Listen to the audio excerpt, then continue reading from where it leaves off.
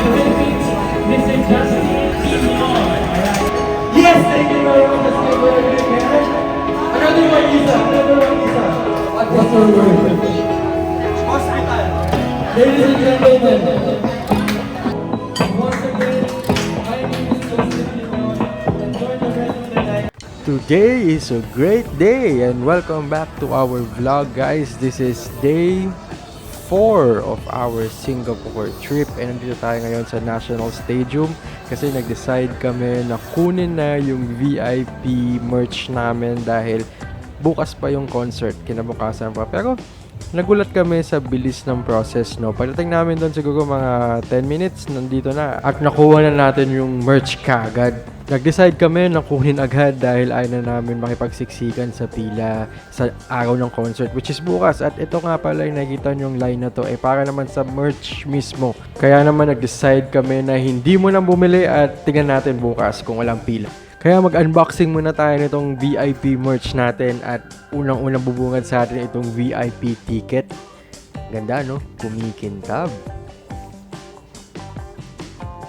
So when you open the box, ang una nyo makikita ay itong parang envelope na ito. Yan. At ang laman nito ay, drumroll please, posters.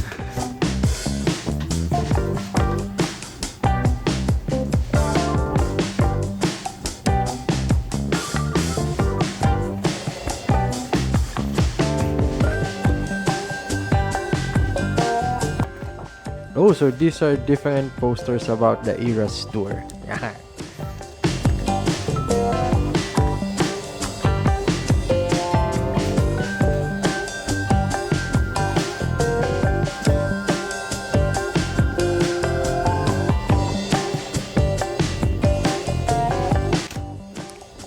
Next up ay itong tote bag na pwede natin gamitin araw-araw.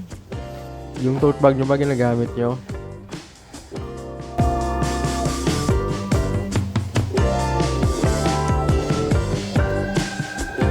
And let's see what's inside this medium box. At ang laman ay itong pin na ito. Yan.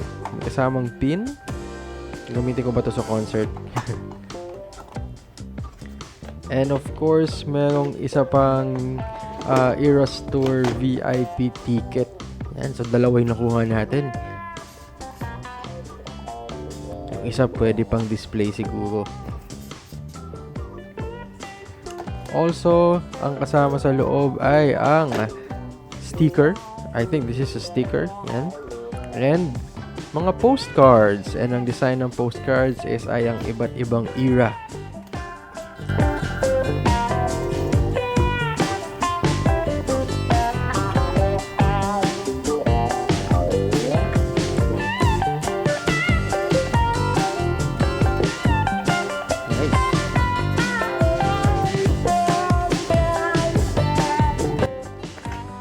Now let's see this box. Ang pinakamaliit na box, ang laman naman nito ay yung VIP ID. Ang ganda, no? Parang naalala ko yung kabataan ko dahil may uso to dati, di ba? Parang hologram-ish type. And of course, there's the VIP lanyard. Great, and that's the content of our VIP merch. Yung sa inyo ba, anong ginawa niyo sa merch ninyo?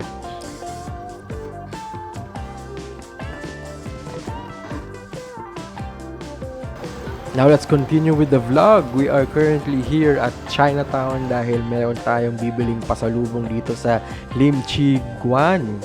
And sikat to na hinihihi sa akin ng mga aking kamag-anak every time na mag-Singapore kami. And ito nga pala yung laman, no, tingnan nyo. Napakasarap, di namin natiis, binuksan namin agad, pwedeng iulam, diba? Bumibili ba kayo nito?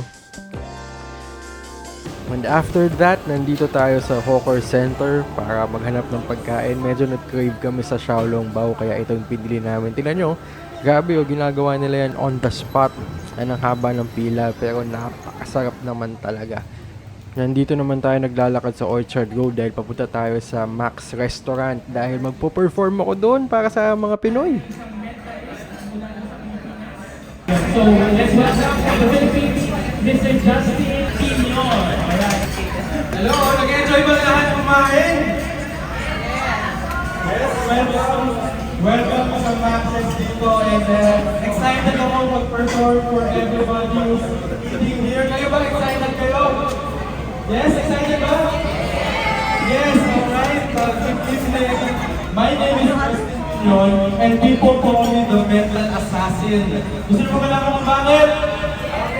Because of my ability to read minds. Pero hindi ako psychic, wala akong kapangyarihan, I cannot see the future, so don't ask me for mga results, hindi ko alam yun. Don't ask me about your love life, hindi ko ginagawa katuluyan ninyo.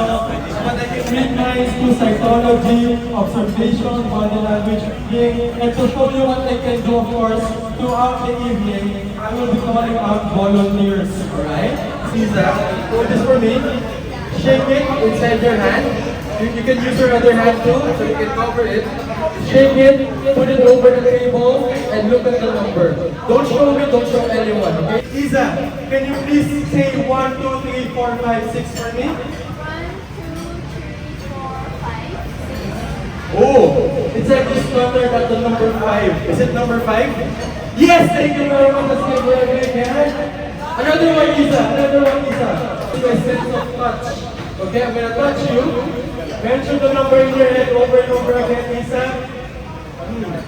I'm guessing 1, 2, 3, 4, 5, 6. 1, 2, 3. I'm guessing you are thinking of the number 2. Yes! Thank you. Let's give her a big hand. Last, Isa, last. Shake it, last. I'm just warming up for you last. And say yes if you got it. Make it random. Now this time I'm gonna use my sense of sight. Okay, I'm gonna look at you.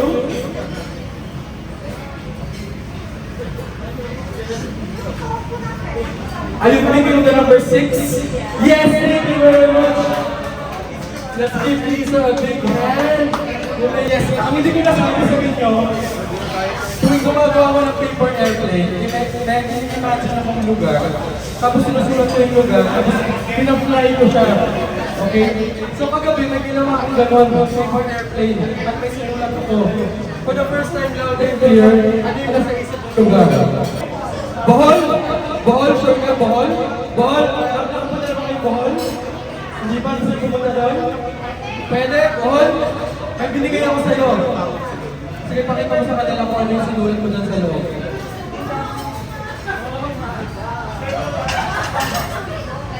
Ladies and gentlemen, Bohol, let's give her a big hand.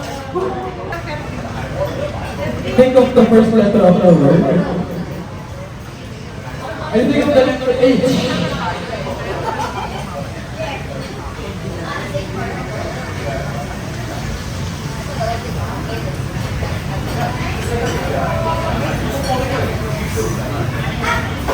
Ano tama ako?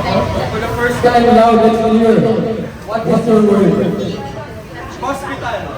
Ladies and gentlemen, thank you very much. Wait. You are a type of person that you care for people. It's something to do with, yung word na inisip ko, this is something to do with what you do. Here. Yes, think of the last letter of your word. E. Tama? E, last letter. Are you thinking of, I hope I'm correct, but are you thinking of the word nurse? Yes, thank you very much. Okay, lahat sa mata ko. Second coin goes here over my eye. Can you please stand for another strip of tape mark? Thank you. Here. Another one. Here. Last. Is that the last piece, Mark? Yes? So Mark, make sure everything is done. Nakadamit lahat. You can touch it if you want. Yep. Can you see the black rock over there? Yep, take it please. As you blindfold mo pa ako makashow ko na lang kayo. Light up as tight as you want. Okay. Mark, this is important. I cannot see underneath. Please make sure. Wala. Wala, okay. I need to get 3 random objects from the audience. It could be any object. Make sure it's clean, make sure it's random. Please put my hand over your shoulders, not on the item. Thank you, Mark. I'm not sure what the item you're holding. The audience, don't tell me what the item Mark is holding. But can you see the item? Oh yes, please. I said yes, I can sense the item is medyo malaki. Hindi ganun kaliit, hindi ganun kalaki. Can you see the color, Mark? Just say yes. Can you see the color? Yes, some are thinking brown, parang gano'n. Some are thinking black. Some are thinking like, I don't know, some are thinking parang screen, I don't know why. Pero mostly na nag-iisip ng dark brown and black. I'm not sure what that is, guys. Can you see the shape? Can you see my shape? Yes, I can sense that the shape is parang, uy, may nag-iisip pabilog. Pabilog, pero may nag-iisip dito parang half moon din eh. Ooh. I'm not sure what that is, Mark. Kaya niya saying, holding a head back ng pamabae. Yes, thank you very much. Let's give him a big hand. Next item, Mark. Next item. Nahawakan niya siya. Alam ko na kung paano mag-isip. But audience can see the item is holding. Yes, okay. Oy, parang everyday item. I'm not sure what that is. Can you see the shape? Yes. Parang marami nag-iisip na shape. Mostly pabilog. Color. Correct. Ooh. Am I right in saying that parang it has something to do with food? Tama ka pagkain yan? Yes, ano yung pagkain? Are you thinking of saan tama ko? Is that a parang nalagyan yan? Pandesal ba yan? Pandesal bread? Yes, thank you very much! Last item, Mark, last item. Can you see the item is holding? Nakikita nyo? Yes? Yes, can you see the color? Yes, I'm with... Oh, breathe! Can you see the shape? Yes, pahaba. Really pahaba. Uy, a necessity, an everyday, alcohol, alcohol. Alcohol ba yan? Yes! Now, when I count to 3, sabi natin mapakita sa kanilang lahat. So, ano yung binoto, ano yung binoto. Okay, Mark, are you ready? 1, 2, 3. Wow! Thank you very much. Thank you very much for giving us a big hand. Once again, my name is Justin Pinion. Enjoy the rest of the night. Good night. Grabe yun, na-enjoy ko yun. Maraming salamat ulit sa pag-invite sa akin. At tinuloy namin yung pag-ikot-ikot dito sa Orchard Road. At sinilip namin yung biggest Nike store in Asia. Ang ganda, ilang floors din ito, no? At maraming mga pwedeng bilhin na products na ito. Ano ba ito? Weird, no? And maraming salamat sa panonood. Stay tuned dahil next episode natin, Eras Tour na mismo. See you!